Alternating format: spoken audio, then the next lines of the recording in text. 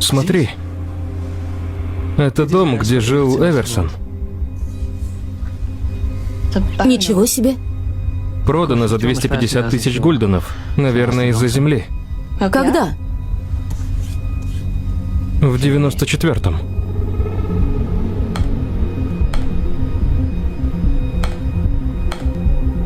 Подожди. Смотри. Это польский номер. Он же занимался продажей краденных машин, да? Да. Но Патрик уже сбежал.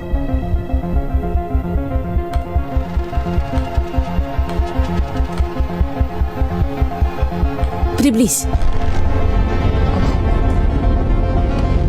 Это вентилятор. Та же татуировка.